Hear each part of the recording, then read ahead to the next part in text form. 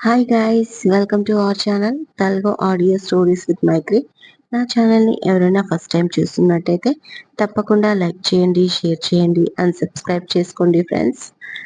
అగ్ని సాక్షి ఒక ప్రేమ కథ పార్ట్ 7. ఇక లేట్ చేయకుండా స్టోరీలోకి వెళ్ళిపోదామా ఫ్రెండ్స్. సుధారాణి తన కార్ఖానాకి బయలుదేరుతూ హోమ్కి కొద్ది దూరంలో వేదని డ్రాప్ చేసి తన ఫ్యాక్టరీకి వెళ్ళిపోతుంది. హోమ్కి వేద రాగానే చాలా హడావిడిగా ఉంటుంది. కొత్త మనుషులు కనిపిస్తారు వేదకి. నెమ్మదిగా లోపలికి వెళ్ళి నిర్మలమ్మ ఎవరు వచ్చారు, ఎందుకు వచ్చారు అని అడుగుతుంది వేద. నిర్మలమ్మ సంతోషంతో చెప్పడం మొదలుపెట్టింది. చైతన్య బాబు వాళ్ళ కంపెనీ నుంచి వచ్చారమ్మా. మన హోంలో వాష్రూమ్లు తక్కువగా ఉన్నాయి కదా, కొత్తగా 2 వాష్రూమ్లు అలాగే కిచెన్ కి ఒక పెద్ద స్టోర్ రూమ్ కడతారంట. మేస్త్రీలను తీసుకొచ్చారు, వాస్తు చూస్తున్నారు, రేపటి నుంచి పని స్టార్ట్ అవుతుందంట అంటుంది. అవునా, ఆశ్చర్యపోయింది వేద. ఇదేమిటమ్మా ఇంకా చాలా ఉంది అంటూ చెప్పడం మొదలుపెట్టింది. గీజర్లు ఫిట్ చేస్తారంట, వేడి నీటి కోసం, మంచినీటి కోసం ఎలక్ట్రానిక్ ఫిల్టర్ ఏర్పాటు చేస్తారంట. ఇప్పుడే ఆయన చెప్పారు అని ఒకతన్ని చూపించింది నిర్మలమ్మ. దాంతో హ్యాపీ ఫీల్ అవుతుంది వేద.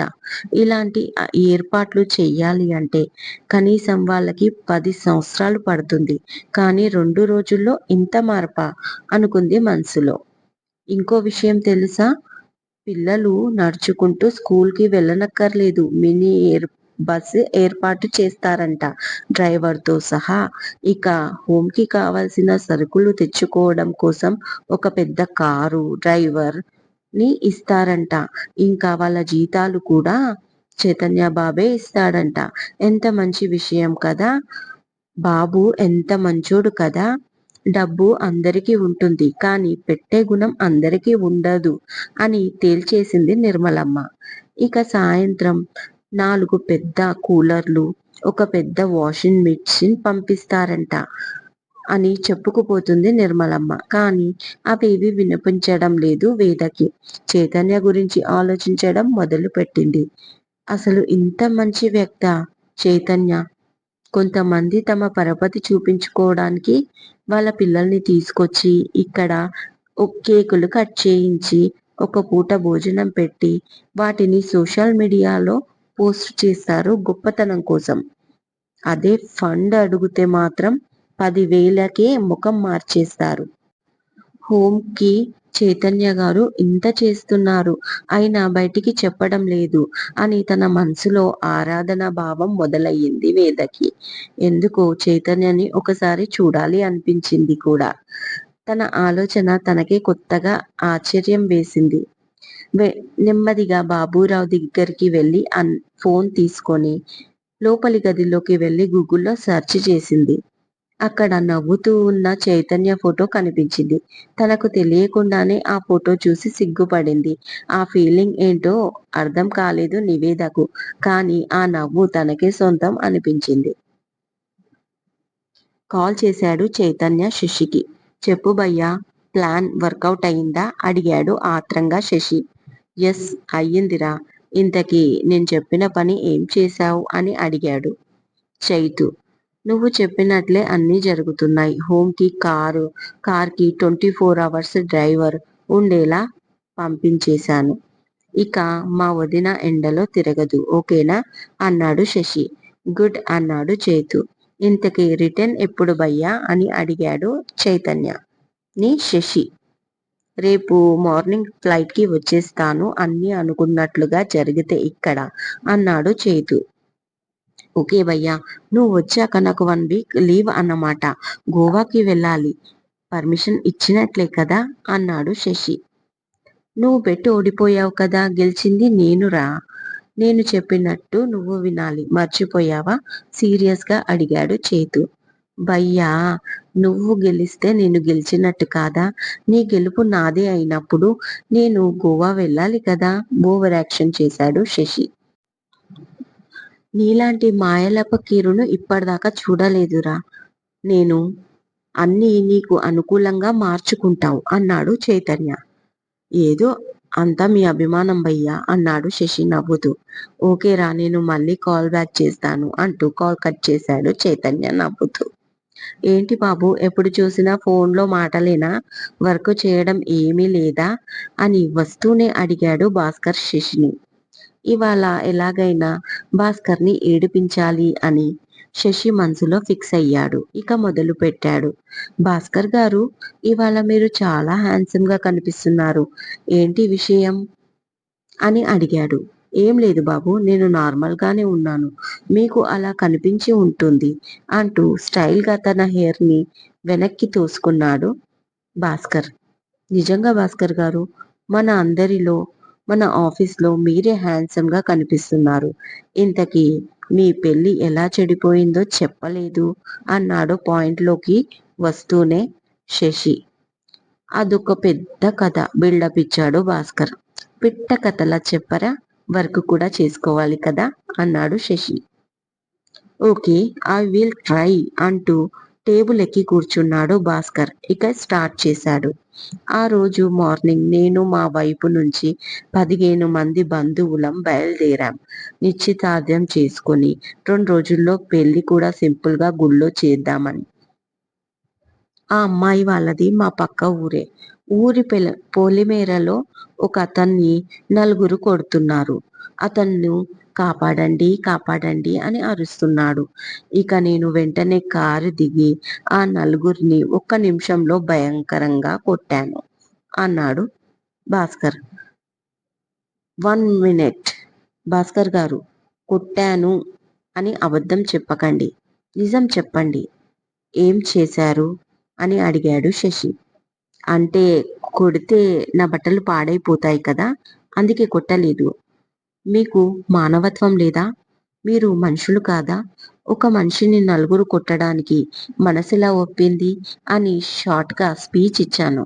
దాంతో వాళ్ళు మారిపోయారు అన్నాడు. ప్లీజ్ నిజం చెప్పండి భాస్కర్ గారు, మాటలతో మారే మనుషులు అయితే అతను ఏడ్చినప్పుడే వదిలేస్తారు కదా అంటూ శశి లాజిక్ లాగాడు. అంటే వాళ్ళని చూస్తే నాకు భయం అయ్యింది, మాటలు ఎందుకు అని కాసేపు బతిమాడా, ఇక వదిలేశారు.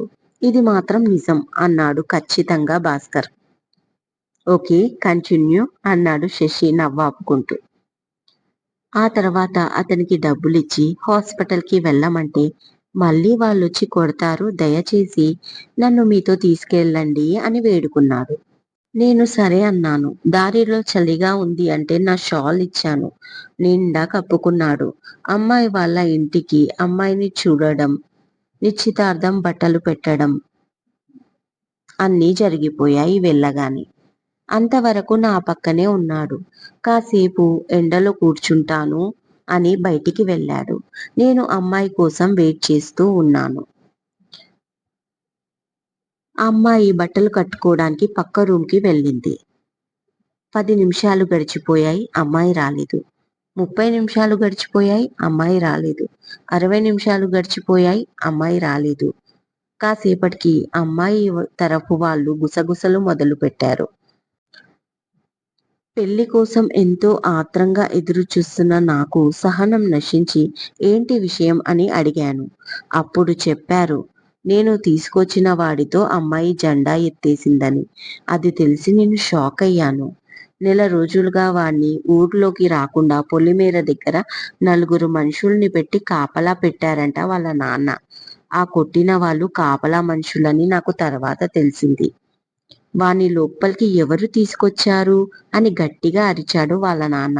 ఇక ఏం చెప్పాలో తెలియక వెంటనే నేను, ప్రేమ స్వచ్ఛమైనది, ప్రేమకు భాష లేదు, కులమతాలకు అతీతమైనది ఈ ప్రేమ, అది శాశ్వతమైనది, ఇకనైనా మీరు కళ్ళు తెరవండి అని స్పీచ్ అందుకున్నాను. వాళ్ళు కళ్ళు తెరిచేలోపు మేము బతుకు జీవుడా అంటూ బయటపడ్డాము మా బంధువులతో పాటు. ఇది జరిగింది అని నిట్టూర్పు విడిచాడు భాస్కర్. భాస్కర్ గారు, మీరు మీ పెళ్లికి వెళ్ళినట్టు లేదు, వాళ్ళిద్దరికి పెళ్లి చేయడానికి వెళ్ళినట్టు ఉంది. మీ కష్టం పగవాడికి కూడా రాకూడదు. వస్తున్న నవ్వును ఆపుకుంటూ ఓదార్చాడు శశి భాస్కర్ని. ఈవినింగ్ కాల్ చేసింది గీతిక. చైతన్యకి కారు పంపించమంటారా అని. దానికి Chaitu no I have vehicle అని కాల్ కట్ చేశాడు. హోటల్ ముందు కారు ఆగగానే వెల్కమ్ చెప్పడానికి పెద్ద బుకేతో ఎదురొచ్చారు గీతిక అండ్ టీమ్. కారు నుంచి దిగుతున్న చైతన్య అందరికీ హీరోలా కనిపించాడు. స్పెషల్లీ గీతికకు అలాగే చూస్తూ ఉండిపోయింది. తన 2 కళ్ళు చాలడం లేదు. అంత అందంగా ఉన్నాడు చైతన్య. ఏంటి ఇంత అందగాడా ఈ చైతన్య అని అనుకుంది మనసులో. చైతన్యని రిసీవ్ చేసుకొని పార్టీ జరుగుతున్న గార్డెన్ లోకి తీసుకెళ్లారు. అందరూ తమని తాము పరిచయం చేసుకొని మీ ప్రాజెక్ట్ లో వర్క్ చేయడం హ్యాపీగా ఉంది అని చెప్పారు. ఒక్కొక్కరికి ఓపికగా సమాధానాలు ఇచ్చాడు చైతన్య. గీతిక పార్టీని ఎంజాయ్ చేయమని స్టాఫ్ అందరికీ చెప్పి చైతన్యాన్ని పక్కకు తీసుకెళ్లి ఒక కార్నర్ లో కూర్చున్నారు. అప్పుడు గమనించాడు గీతిక డ్రెస్ ని చైతన్య. చాలా షార్ట్ ఫ్రాక్ వేసుకుని అల్ట్రా మోడర్న్ గా తయారయ్యింది. సాఫ్ట్ డ్రింక్ తాగుతూ ఇద్దరు కాసేపు మాట్లాడుకొని చైతన్య కారులోని గీతిక వాళ్ళింటికి స్టార్ట్ అయ్యారు. జస్ట్ 20 మినిట్స్ లో రీచ్ అయ్యారు వాళ్ళింటికి. ఒక పెద్ద గేటు తెరుచుకొని లోపలికి వెళ్తే 2 వైపులా పెద్ద పెద్ద చెట్లు, గార్డెన్, అన్ని రకాల పూల మొక్కలతో మధ్యలో దారి. ఎంట్రన్స్ లో పెద్ద హాల్. ఇంటీరియర్ డెకరేషన్ సూపర్ గా ఉంది. ఇంపార్టెంట్ సోఫా సెట్, ఒక పెద్ద టీవీ, ఒకవైపు పెద్ద అక్వేరియం, అంతా చాలా బాగుంది. అది చూసి నైస్ హౌస్ అన్నాడు చైతన్య. థ్యాంక్స్ అని చెప్పి హాల్ మధ్యలో ఉన్న మెట్లపై నుంచి పైకి తీసుకెళ్ళింది రమ్మని ఆహ్వానిస్తూ. పైకి వెళ్ళేసరికి హాల్లో ఒకవైపు కిచెన్, చాలా బెడ్రూమ్స్ ఉన్నట్టున్నాయి. అక్కడ సోఫాలో సరోజినీదేవి కూర్చుంది. వీళ్ళని చూడగానే వచ్చారా అంటూ లేచి నించుంది. మమ్మీ నేను చెప్పాను కదా మిస్టర్ వర్మ అని చూపించింది. షీఈ్ మై మదర్ అని చేతుకి ఇంట్రడ్యూస్ చేసింది గీతిక. సైలెంట్ గా కళ్ళలో కళ్ళు పెట్టి సరోజినీదేవిని చూస్తున్నాడు విష్ చేయకుండా చైతన్య. సరోజినీదేవి 2 చేతులతో నమస్కారం పెట్టింది. కానీ ఎందుకో ఆమె నోటి నుంచి మాటలు రావడం లేదు. చైతన్యని చూడగానే ఎక్కడో చూసినట్టుగా, బాగా తెలిసిన వ్యక్తిలా, ఏదో పాత జ్ఞాపకంలా అనిపించింది. ఆవిడ నమస్కారం పెట్టడం చూసి చైతన్య కూడా నమస్కారం అండి అన్నాడు. గొంతు వినగానే సరోజినిలో ఏదో అలజడి మొదలైంది. 1 నిమిషం చైతన్యను అలాగే చూస్తూ ఉండిపోయి మళ్ళీ మమ్మీ ఏమైంది అలా చూస్తున్నావు, పద డిన్నర్ చేద్దాం, ఇప్పటికే లేట్ అయింది అంది గీతిక. అలాగే అంటూ తలూపి చైతన్యని అలాగే చూస్తూ లోపలికి నడిచింది. Give me 5 minutes Chaitanya, dinner ready చేస్తాను అంది Geethika. It's okay Geethika, no formalities, please ఫ్రీగా ఉండండి, లేకపోతే రెస్టారెంట్ మూడ్ వచ్చేస్తుంది నాకు అన్నాడు నవ్వుతూ చైతన్య. ఓకే థ్యాంక్ యూ అంటూ నవ్వుతూ వెళ్ళిపోయింది గీతిక. డైనింగ్ ఏరియాకి వచ్చేసరికి అన్నీ రెడీగా ఉన్నాయి. కానీ మమ్మీ ఎటు పోయింది అంటూ తన రూమ్ లోకి వెళ్తుంది గీతిక. వాళ్ళ మమ్మీ కబోర్డ్ లో ఏదో ఫోటో చూస్తూ ఏడుస్తూ కూర్చుంది. మమ్మీ ఏమైంది, ఇక్కడ ఏం చేస్తున్నావు అంటూ గీతిక రాగానే ఫోటో దాచిపెట్టి కళ్ళు తుడుచుకుంది. ఏమీ లేదమ్మా అంటూ బయటికి వచ్చింది. రండి బాబు డిన్నర్ చేద్దాం అని పిలిచింది సరోజ చైతన్యని. వస్తాను కానీ నేను మీతో మాట్లాడాలి అన్నాడు చైతన్య. నాతోనా అని మనసులో అనుకుని, నేను కూడా మాట్లాడాలి బాబు, మీరు మా అమ్మాయికి ప్రాజెక్టులో షేర్ ఇచ్చినందుకు చాలా సంతోషం. అది తన డ్రీమ్ ప్రాజెక్ట్. చాలా థ్యాంక్స్ బాబు అంది ఏదో మాట్లాడాలి అన్నట్టుగా సరోజిని. ఇట్స్ ఓకే, దాని గురించి కాదు, మీరెందుకు ఏడ్చారు అని అడిగాడు చొరవగా చైతన్య. అప్పటిదాకా నవ్వుతూ నించున్న గీతిక షాక్ అయిపోయింది చైతన్య అలా అడిగేసరికి. అలాగే సరోజిని కూడా.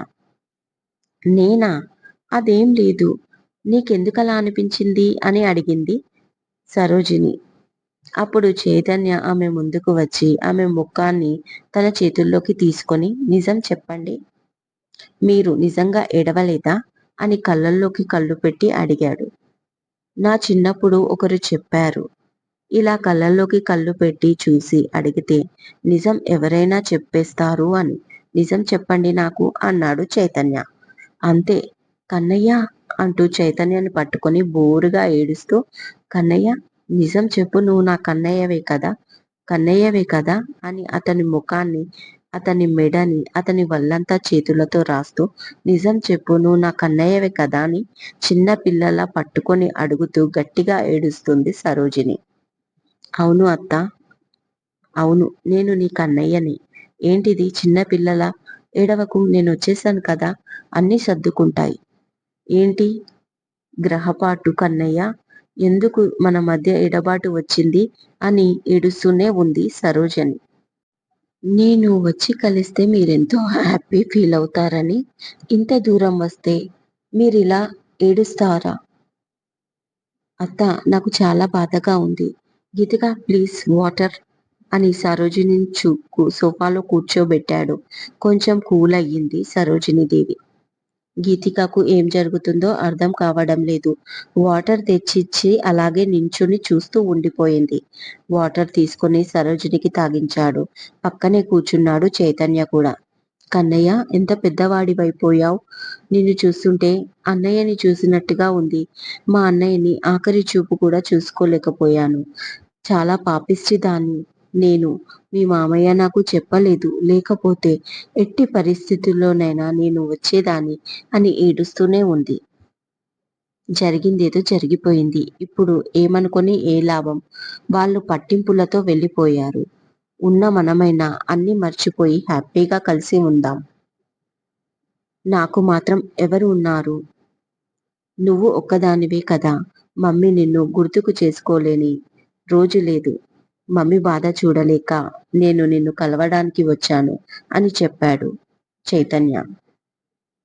నాన్న, అమ్మ ఇలా ఉంది. నాకు అమ్మని ఒకసారి చూడాలని ఉంది. వదిన మాట ఆ రోజు నేను విని ఉంటే ఈ రోజు ఇలా వచ్చి ఉండేది కాదు అని మనసులో అనుకుంది సరోజ. మమ్మీ బాగానే ఉంది. నిన్ను తీసుకెళ్లి చూపిస్తా. హ్యాపీ అవుతుంది. రేపు మనం వెళ్దామా అని అడిగాడు. హలో, ఎక్కడికి వెళ్ళేది? నేనొక్కదాన్ని ఇక్కడ ఉన్నానని నా గురించి మర్చిపోయినట్టున్నారు అంటుంది గీత. గీత, మా అన్నయ్య కొడుకు, నీకు బావ అవుతాడు.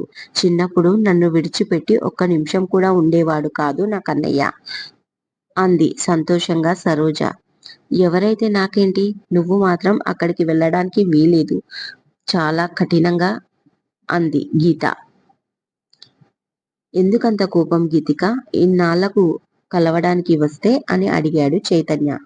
మా నాన్న చనిపోయినప్పుడు రాలేదే, ఇప్పుడు వచ్చి కలుద్దామని కహానీలు చెప్తున్నావా?